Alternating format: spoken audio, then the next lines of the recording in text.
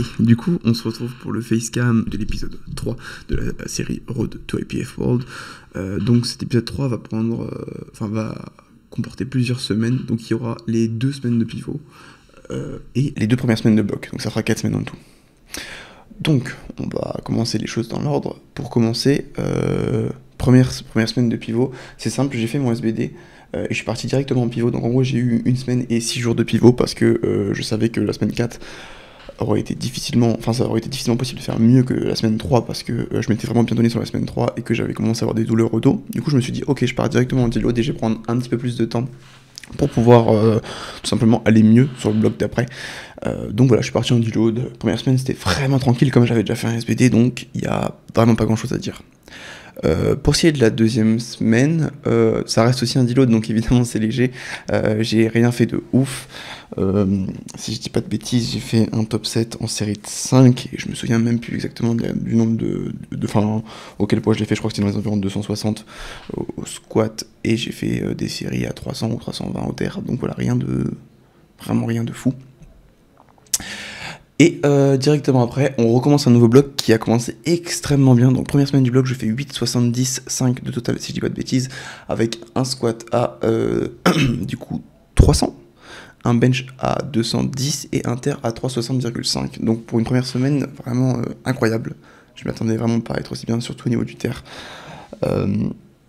Vraiment très bonne semaine. Comme d'habitude, le squat et le bench bougent pas trop, mais en fait le bench, je sens que ça va de mieux en mieux, mais voilà, ça prend le temps que ça prend, et je sais que mon bench ne skyrocketera pas d'un seul coup, mais qu'il faut laisser un petit peu de temps pour que ça continue de progresser de manière assez stable. Donc je me pose pas forcément de soucis, enfin je me pose pas trop de questions par rapport à ça.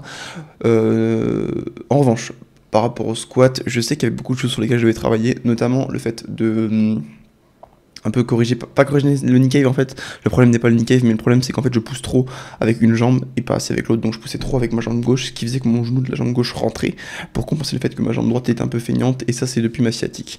Et du coup je savais pas trop comment l'appréhender, quoi faire pour régler cette chose, et au final je me suis rendu compte que il fallait simplement activement que je pense à pousser sur ma jambe droite, et j'ai encore continué à faire de l'activation du coup de la jambe droite fessier, comme toujours. Et d'ailleurs j'ai implémenté un nouvel exercice que j'ai trouvé sur Instagram. J'essaierai de le filmer la prochaine fois sur le prochain épisode pour que vous puissiez le voir, mais je pense que ça m'a bien aidé. Et vraiment aussi voilà, tout simplement le fait de activement penser à pousser dessus m'a clairement aidé. Du coup sur ce bloc j'ai enfin décidé à partir de la semaine 2 il me semble, d'enlever les sangles au terre. Je sens que mon dos va mieux et je sens que je peux de nouveau pousser un petit peu ce que je suis capable de faire en termes de volume. Donc j'ai décidé tout simplement d'enlever les sangles et de repasser sur un 2e SBD, ce qui honnêtement en termes de stress augmente grandement le stress, mais je pense que c'est vraiment le moment pour le faire. Et en fait j'ai un raisonnement un peu spécial, c'est que en gros j'adore vraiment m'entraîner et j'ai toujours dit que en fait le plus important c'est pas forcément d'avoir le sentiment que tu mérites de progresser, mais de progresser. Mais je suis arrivé à un stade où j'ai toujours essayé d'en faire moins parce que j'avais des douleurs, et je pense que en fait je suis à un stade où je prends de moins en moins de plaisir à l'entraînement, et du coup j'ai décidé du coup tout simplement réimplémenter un 2e SBD et de voir ce que ça va donner.